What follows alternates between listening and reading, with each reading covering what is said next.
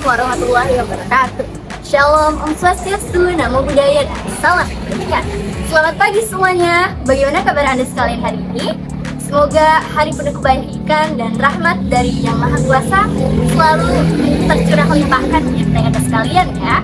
Berjumpa kali ini dengan saya, Susi Amalia Permatasari selaku presenter, akan membawakan sebuah wawancara video investigasi terkait bagaimana proses masuknya agama Islam serta kebudayaannya ke Indonesia.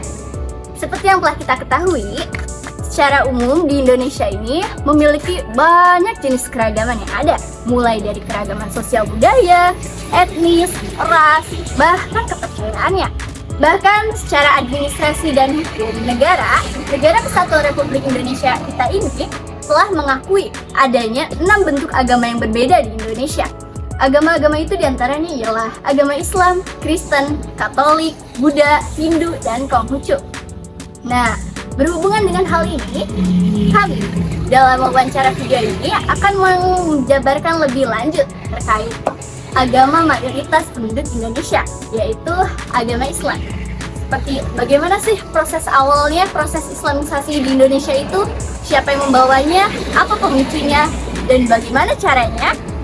Di sini kami akan menanyakan kepada beberapa tokoh kami yang akan menjabarkan masing-masing dari teorinya.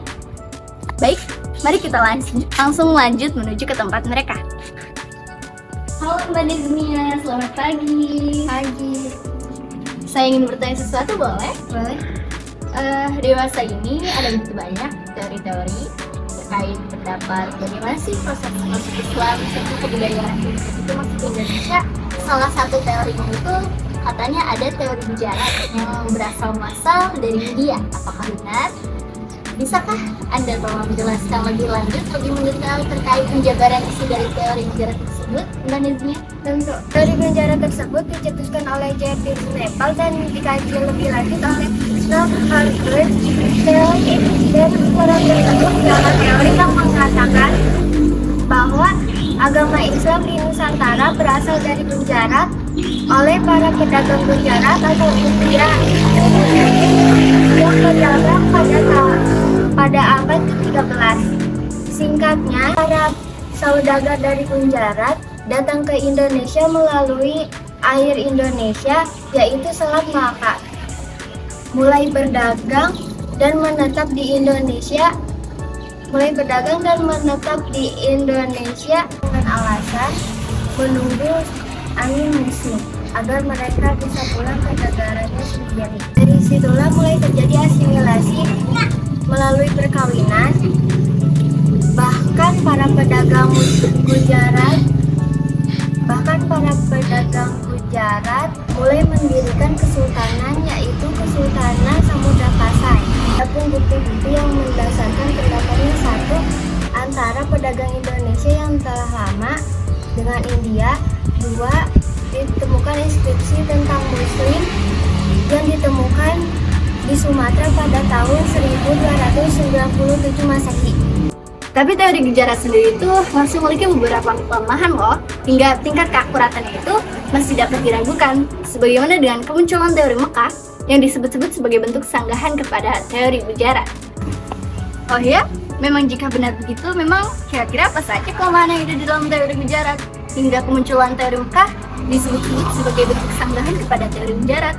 Bisakah Anda menjelaskan penjabaran isi dari teori Mekah itu lebih detail kepada kami, Mbak Amelia? Kelemahan-kelemahan teori Gujarat sendiri itu yang diketahui diantaranya terdapat 3 hal. Yang pertama itu ialah dalam teori Gujarat tidak dijelaskan secara spesifik antara masuk dan bagaimana berkembangnya Islam di Indonesia. Dan yang kedua ialah adanya perbedaan mazhab yang dianut antara kerajaan Samudra Pasai dan para penduduk di Gujarat. Karena pada nyatanya di kerajaan Samudra Pasai itu secara mayoritas penduduknya menganut aliran mazhab Syafi'i, berbeda dengan para penduduk di Gujarat yang secara mayoritas menganut aliran mazhab Hanafi. Meskipun masih ada kemungkinan kecil yang lainnya bahwa para penduduk Gujarat akan menganut aliran mazhab Syafi'i pula.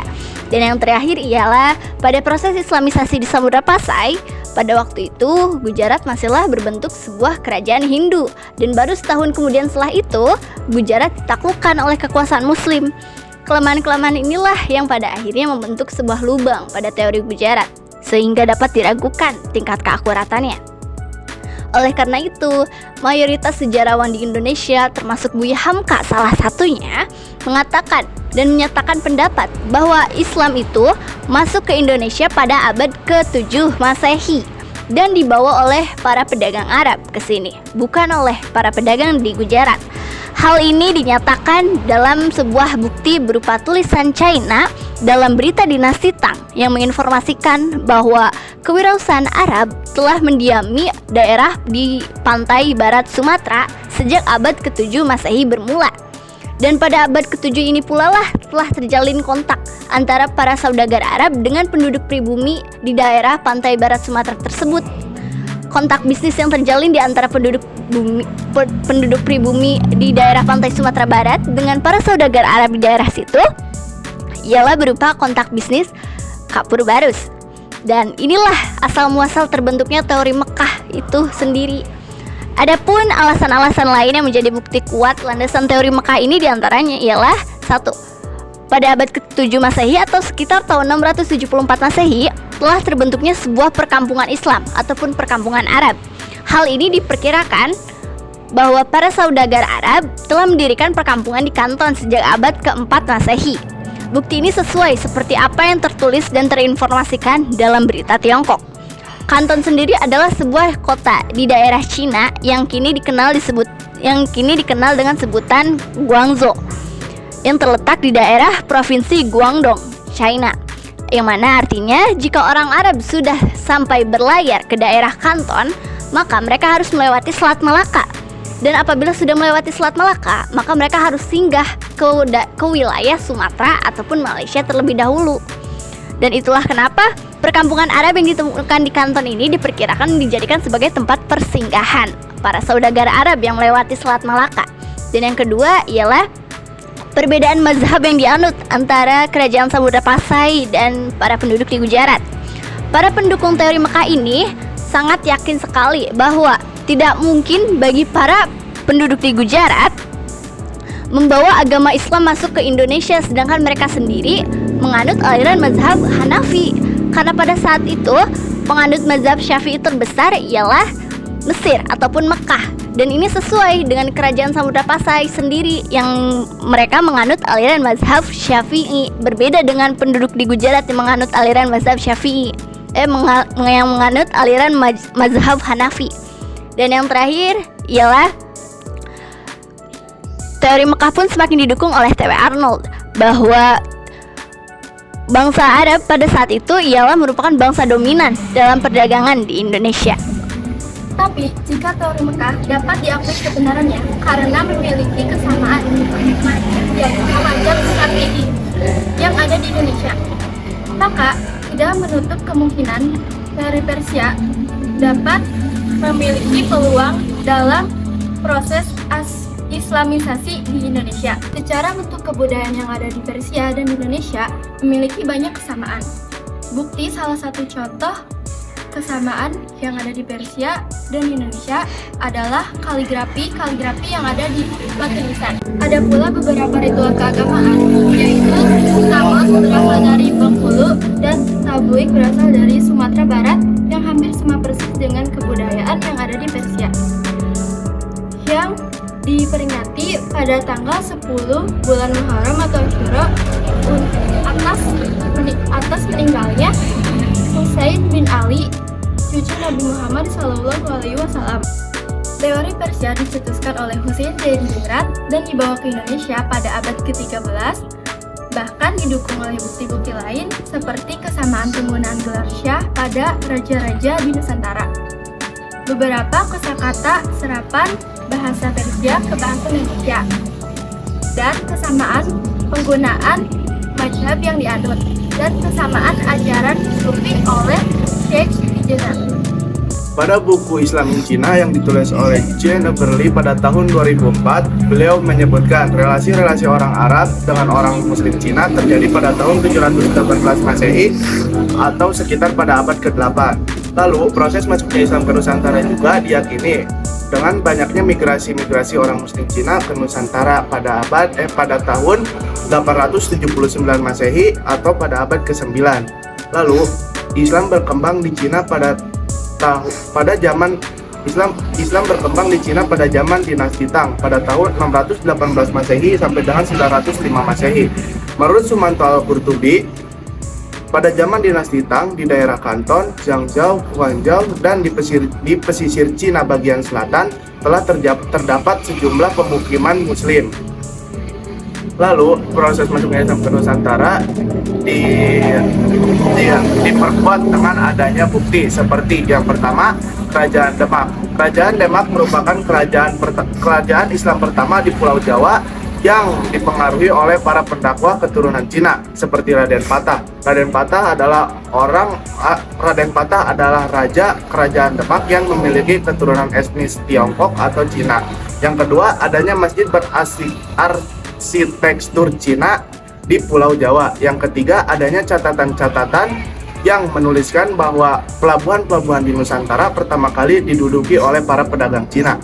Dengan demikian atau dengan bukti-bukti tersebut terdapatlah dasar baru dari sebuah teori yang bernama teori Cina. Yang teori-teori sebelumnya dianggap kurang relevan. Wah, sungguh teori-teori yang sangat menggugah pikiran ya.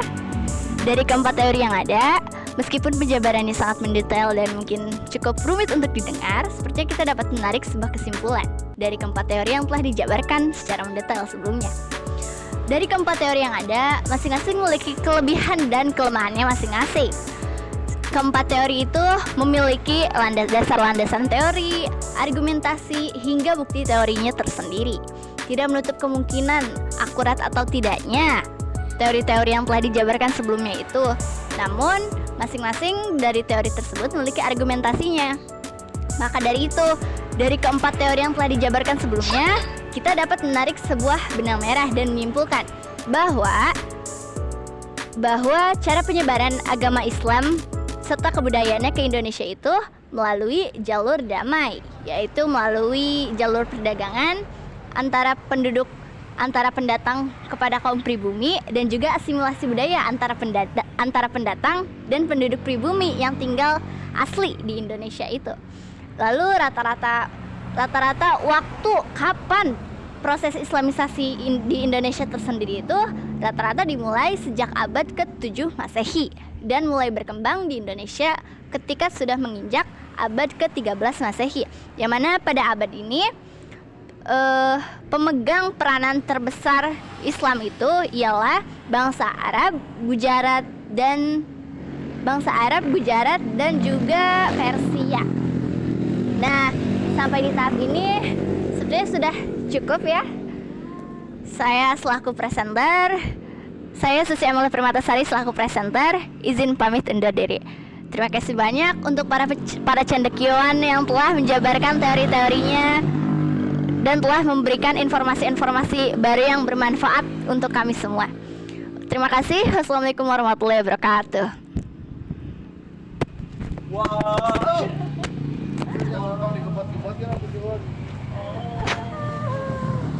Sudah. Kita diulang.